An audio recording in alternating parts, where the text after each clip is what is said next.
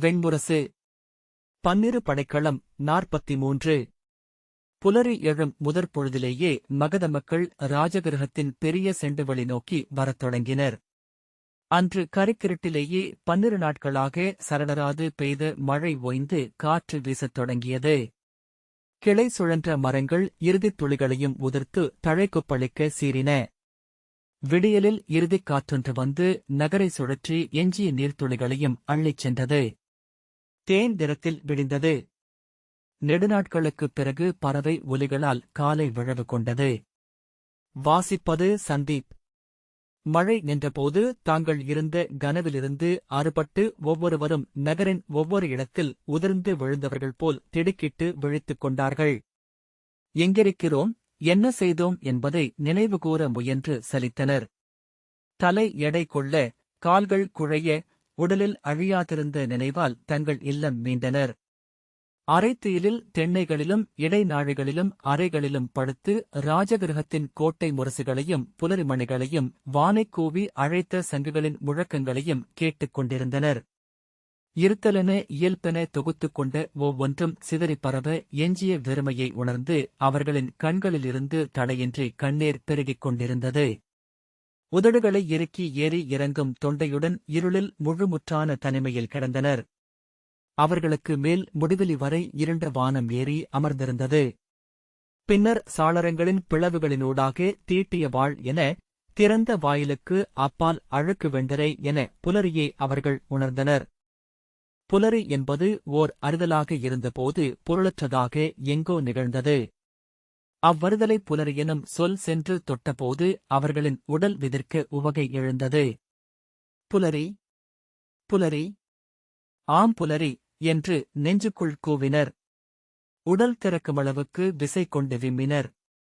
புலரி, புலரி என்று உள்ளம் உழற்றிக் கொண்டிருக்க எழுந்து நீராடி ஆடை மாற்றி புதியவர்களென பிறந்து வந்தனர். அவர்களுக்காக கழுவப்பட்டு எடுத்து பரப்பப்பட்டிருந்தது நகரம். எழுந்தமர்ந்தபோது கலங்கியொளி நின்றிருந்த தெருவில் அடிவயிற்றின் பேற்றுவரிகள் போல நீர்த்தடங்கள் விரிந்த மென்மையான செம்மணல் பரவியிருக்க அதன்மேல் மெல்லிய சிறு கால்களால் அழுத்தி அழுத்தி நடந்து கொண்டைகளை ஆட்டி மேய்ந்த சிறு குருவிகள் கத்தி தீட்டும் ஒலியில் பேசிக்கொண்டன.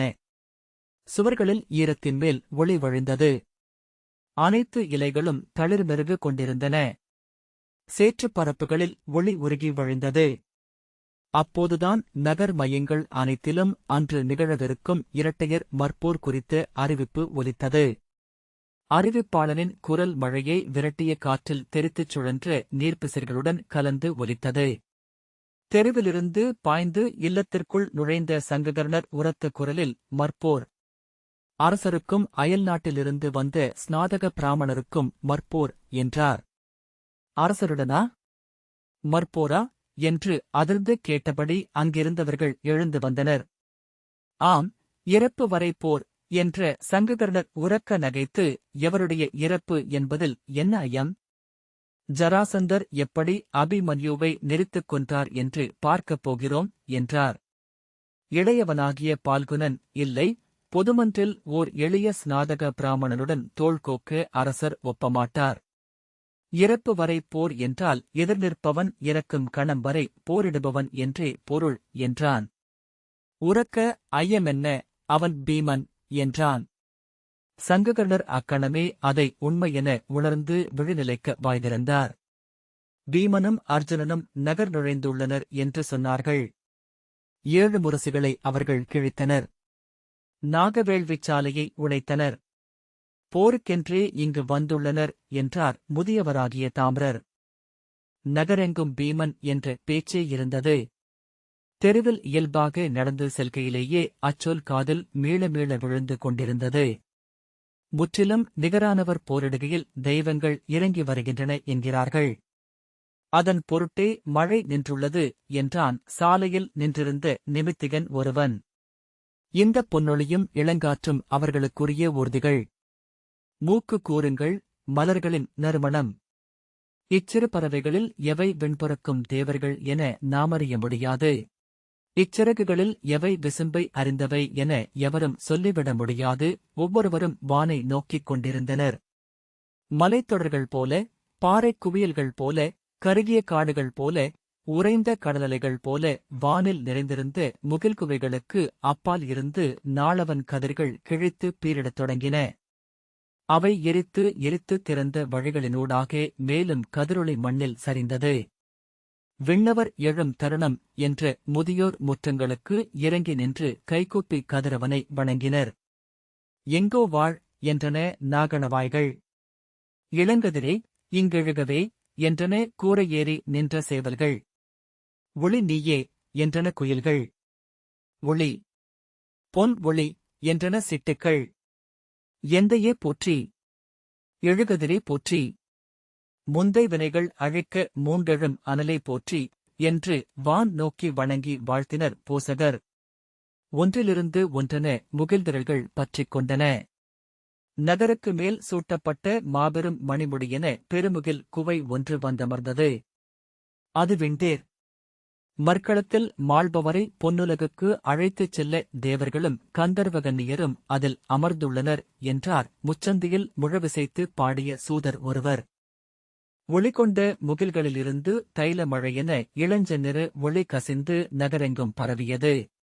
நனைந்து ஊறியிருந்த கூரைகள் அனைத்தும் எண்ணெய் மெருகுடன் மின்னத் தொடங்கின. ஈரம் சுமந்து துவண்டிருந்த கொடிகள் காய்ந்து எழுந்த காற்றில் உதறிக்கொண்டன. ஒளியில் எழுந்து சிறகுதறி சுழன்று பறந்த பறவைகளின் இறகுகளின் பிசிர்கள் விலகி தெரியத் தொடங்கின. நகரம் ஓசை கொண்டது. மெல்லத் தொட்டு மீட்டி பின் தட்டி அதிரச் செய்து அரைந்தரைந்து முரசை அதிரச் செய்யும் கோல் போல கதிரவன் ராஜகிருஹத்தை முழங்க வைத்தான். அனைத்து தெருக்களிலிருந்தும் பெருகிய வண்ண உடைகள் அணிந்த மக்கள் திரள் செண்டுவெளிக்குள் நுழைந்து பெருஞ்சுழற்சியாக மாறியது. அதன் நடுவே மற்போருக்கென வைக்கப்பட்ட களம் கங்கையின் செந்நிறப் போழி நிரப்பப்பட்டு சிறியதோர் சுனை போல காத்திருந்தது. அதை ஒருக்கிய வீரர்கள் சிறிய கூழாங்கற்கள் எங்கேனும் இருக்கிறதா என்று மீண்டும் மீண்டும் அப்பூழியை கிளறி அரித்து நோக்கிக் கொண்டிருந்தனர். மற்களத்தின் இருபக்கமும் மல்லர்கள் அமர்வதற்கான பீடமும் அருகே அவர்களின் களத்துணைவர்கள் அமர்வதற்கான இருக்கைகளும் அமைக்கப்பட்டிருந்தன. போரை நடத்தும் நடுவர்கள் அமர்வதற்கென சிறிய மேடை களத்தின் இருபக்கமும் அமைந்திருந்தது. அப்பால் அரச மேடையில் மகதத்தின் கொடி பொன்மூங்கிலின் மேல் பறந்தது. அதனருகே மகதத்தின் யானை முத்திரை வரையப்பட்ட வெண்டரை மூடிய பீடம் ஒன்றிருக்க இருபக்கமும் வீரர்கள் ஒளிவிட்ட வேல்முனைகளுடன் அதற்கு காவல் நின்றனர். மெல்ல நிறைந்த அவை கிளர்ச்சி கொண்ட குரல்களால் ததும்பி முழங்கியது. வியர்வையின் ஆவி எழுந்து மூச்சை நிறைத்தது. களமெழுந்த முழக்கத்தின் கார்வையை ஒவ்வொருவரும் உள்ளத்தில் உணர அவர்கள் விழிகளை சுருக்கி சொல்லெழுந்தனர். சற்று நேரத்தில் பல்லாயிரம் தலைகள் நிறைந்த அந்தச் செண்டுவெளி முற்றிலும் அமைதி கொண்டதாக ஆகியது. அதன் நடுவே சிவந்த விழி போல மற்களம் காத்திருந்தது. மகதத்தின் அரண்மனையிலிருந்து ஜராசந்தன் கிளம்பிய போது எழுந்த முரசொலி தொடர் முரசுகளால் செண்டுவெளியை வந்தடைந்து அவர்களைச் சூழ்ந்து நின்று அதிர்ந்தது. எவரும் வாழ்த்தொலி எழுப்பவில்லை. அரசன் எழும் முரசு செவியில் விழுந்ததுமே அறியாது வாழ்த்துரைக்கும்படி குரல் எழுந்த நாள் முதல் பழகியவர்கள் தாங்கள் வாழ்த்தொலி எழுப்பவில்லை என்பதை முன்னணியில் நின்றிருந்த சிற்றமைச்சர் இருகைகளையும் விரித்து மகதப் பேரரசர் ஜராசந்தர் வாழ்க, வெற்றிகொள் திரள் வீரர் வாழ்க, பிருகத்ரதர் மைந்தர் வாழ்க என்று கூவிய போதே உணர்ந்தனர். திடுக்கிட்டு விழித்துக் கொண்டு கூட்டம் கைகளைத் தூக்கி ஒரே குரலில் அவ்வொலியை திருப்பி எழுப்பியது. ஆனால் ஒரு விளியிலிருந்து பிறிதொரு விளிக்கு தொற்றி ஏறி மேலே செல்லும் வழக்கமான உளப்பெருக்கமின்றி மெல்ல தழைந்து சரிந்து ஆங்காங்கே ஒலித்த உதிரிக்குரல்களாக மாறி அது அவிந்தது. படைவீரர்கள் மட்டுமே அவ்வாழ்த்தொலியை தொடர்ந்து எழுப்பினர். செறிந்து நின்றவர்கள் காலை வெயிலில் மண் உமிழ்ந்த நீராவியால் உடல் புழங்கி வியர்வை பெருக கால் மாற்றிக் கொண்டனர். விடாய் உடலெங்கும் நிறைய எச்சில் கூட்டி விழுங்கினர். நீர் எங்கேனும் உண்டா என்று தலை திருப்பி நோக்கினர்.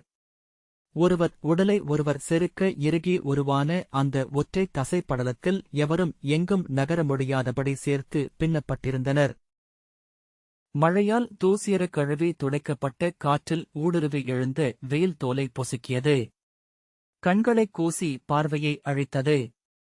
ஜராசந்தன் அரச பொற்தேரில் செண்டுவெளிக்குள் நுழைந்தபோது காவல் கோட்டங்களில் எழுந்த முரசொலியுடன் படைவீரர்கள் இணைந்து கொண்ட வாழ்த்தொலியும் எழுந்தது.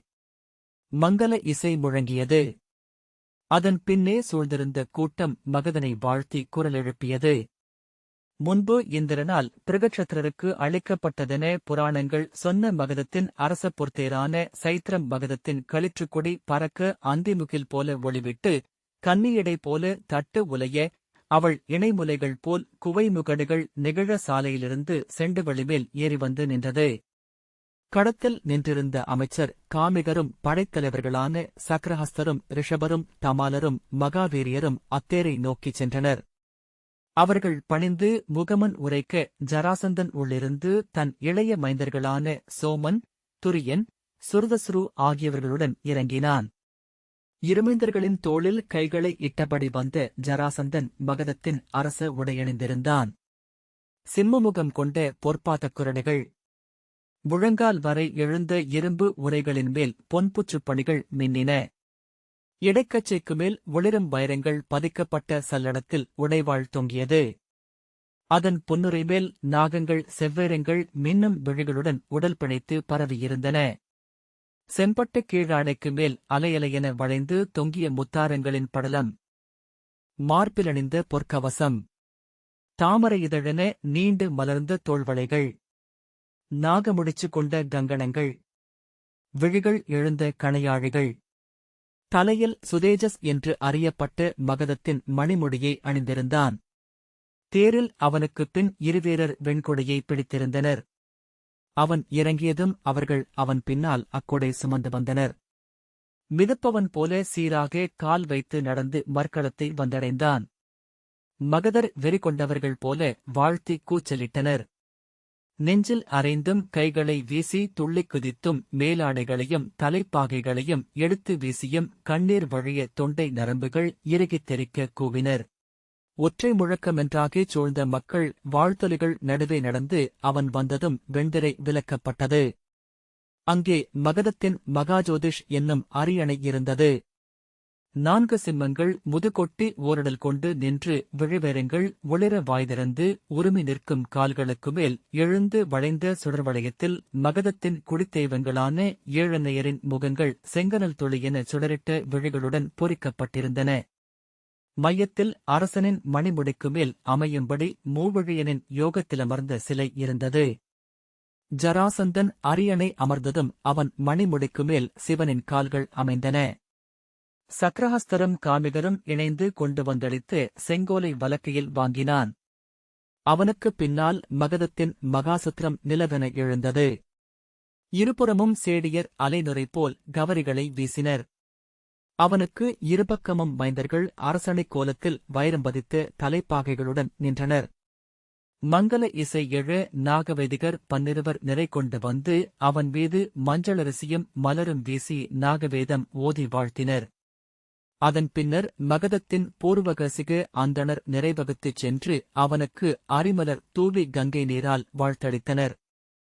மெல்ல அக்கூட்டம் விழிநிலைத்து ஒலியமைந்தது. இளங்கதரவன் போல என எவரோ அவர்களனைவரும் கொண்ட எண்ணத்தை சொன்னார்கள்.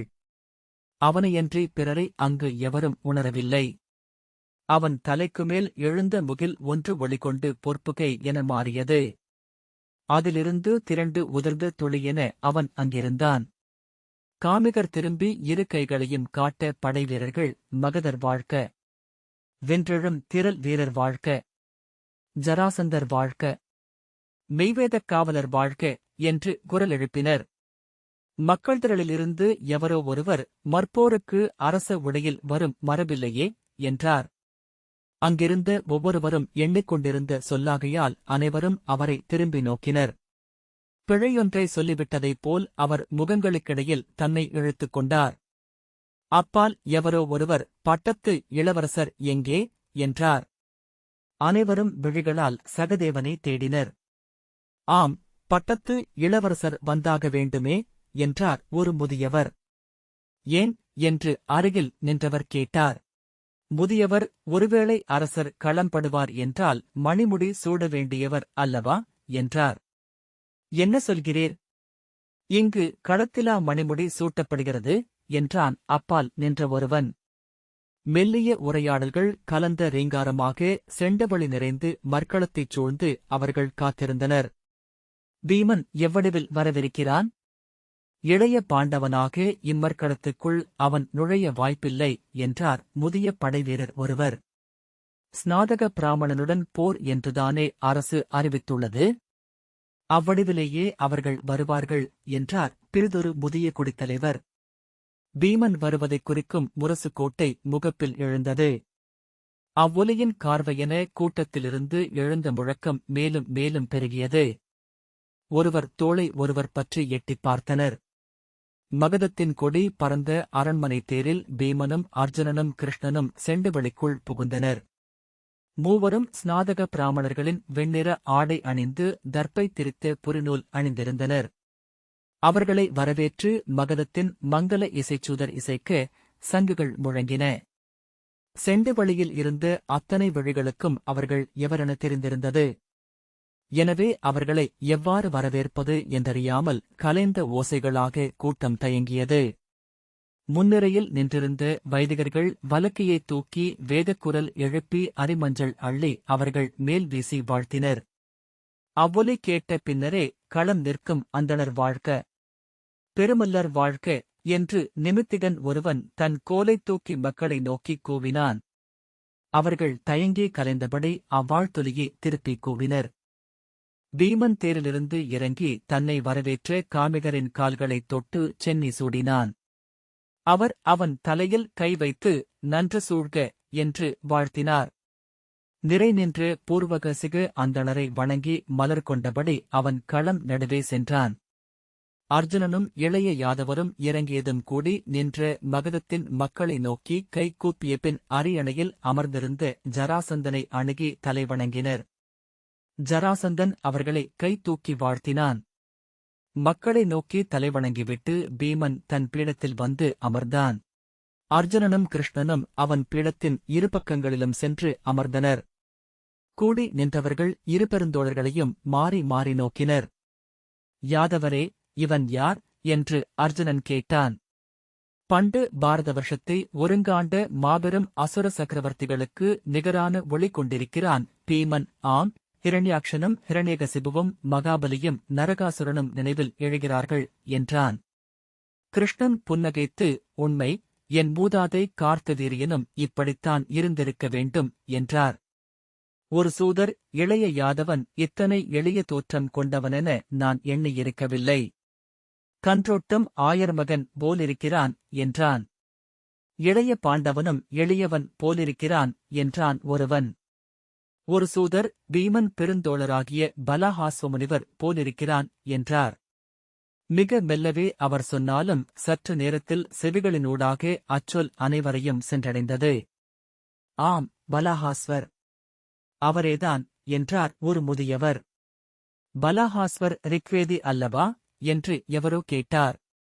3 முதன்மை வேதங்களிலும் முற்றறிவு கொண்டவர் கூட்டத்திற்குள் இருந்து, இவர் எந்த வேத குலம் என்றார் எவரோ. இவர் அடுமனையில் எரி வளர்ப்பவர்.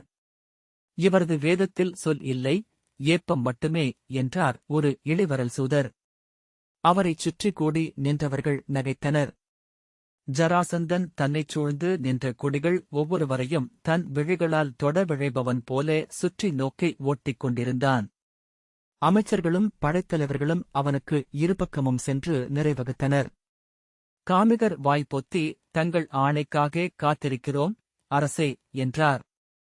எனது ஆணைகளை முன்னரே பிறப்பித்துவிட்டேன் காமிகரே என்றான் ஜராசந்தன். இங்கு என் மக்கள் முன்னிலையில் களமிறங்கி வென்று செல்லப் போகிறேன் காமிகர், அவை இறையாணையென கொள்ளப்படும் என்றார். அறிவிப்பு எழட்டும் என்றான் ஜராசந்தன். காமிகர் கைகாட்ட அரசநிமித்திகன் அறிவிப்பு மேடையிலேறி தன் வெள்ளைக்கோலை மும்முறை சுழற்றியதும் களம் முற்றாக ஓசை அவிந்தது. அக்களத்தின் வெவ்வேறு இடங்களில் அறிவிப்பு மேடைகளில் எழுந்த துணை நிமித்திகர்கள் தங்கள் கோல்களை சுழற்றினர். நிமித்திகர் உரத்த குரலில், மாகதரே, குடித்தலைவரே, அந்தணரே, முனிவரே, விண்ணெழுந்து சூழ்ந்துள்ள தேவர்களே, விண்ணமர்ந்து நோக்கும் மூதாதையரே, உங்கள் அனைவரையும் மகதத்தின் பேரரசரின் கோலின் நிழலென இங்கு நின்று வணங்குகிறேன். தொன்மையான நாகர்குடி வழிவந்த மழைவிழவு இங்கு நிகழ்கிறது. மழை கொணரும் தவளைகள் பெருகவும் நாகங்கள் செழிப்புற்று எழவும் இவ்வேள்வி நெடுங்காலமாக நடந்து வந்தது. இன்று பாரத வருஷத்தின் நலன் பொருட்டு அவ்விழவை இங்கு மீண்டும் எழச் செய்தோம். அது என்றும் தொடர்க என்றார். ஆம், ஆம், ஆம் என மக்கள் குரல் எழுப்பினர். மழை விழவின் மையமென இங்கே நிகழ்ந்த நாகவேத வேள்வி நேற்று இங்கெழுந்த இம்மூன்று ஸ்நாதக பிராமணர்களால் நிறுத்தப்பட்டது.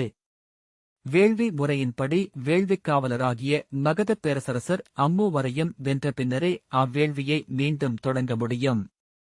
அவர்கள் மகதரின் அவை புகுந்து தனிப்போருக்கு அறை கூவினர். அதன் பொருட்டு அவர்களில் பெருமல்லரை இன்று இக்களத்தில் மகதப் பெருங்கொடிகள் மத்தியில் பேரரசர் ஜராசந்தர் எதிர்கொள்ளவிருக்கிறார் என்றார் நிமித்திகர். அவர் குரல் எதிரொலிகள் போல கூட்டமெங்கும் மீண்டும் மீண்டும் ஒலித்தபடி கடந்து சென்றது. இங்கு நிகழும் இப்போரில் க்ஷத்திரிய குலங்களுக்கிடையே கடைபிடிக்கப்படும் மற்போர் நெறிகள் அனைத்தும் பேணப்படும்.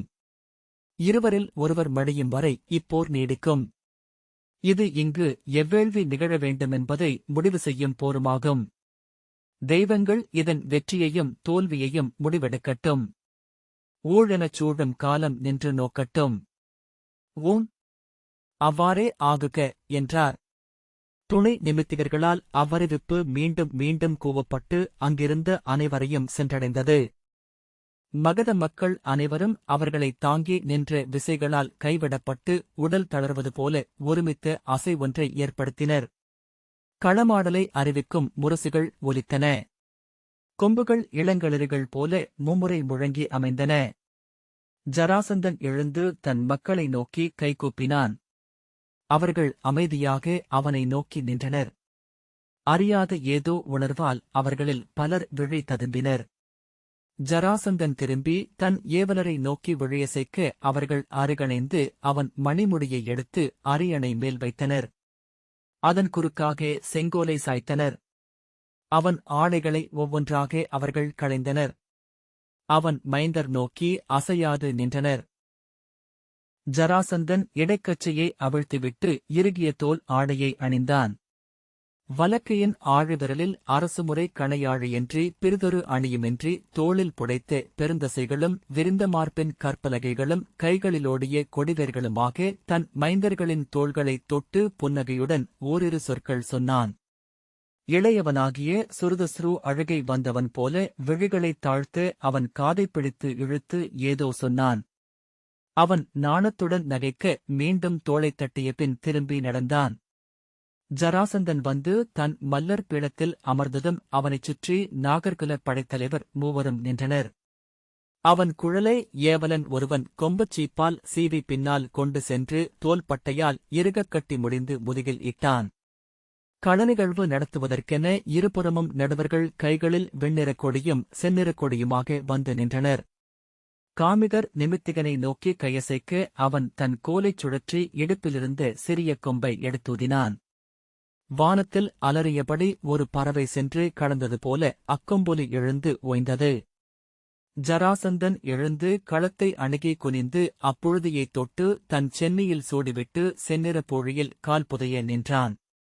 பீமன் இளைய யாதவரை நோக்கி தலைவணங்கிவிட்டு அர்ஜுனனின் தோளை மெல்லத் தட்டியபடி கூர்ந்த விழிகளுடன் ஜராசந்தனை பார்த்துக் கொண்டு நடந்து களவிளிம்பை அடைந்து பணிந்து அம்மண்ணைத் தொட்டு சென்னி சூடி பூழியில் இறங்கி நின்றான். இந்த வாசிப்பை கேட்டதற்கு நன்றி.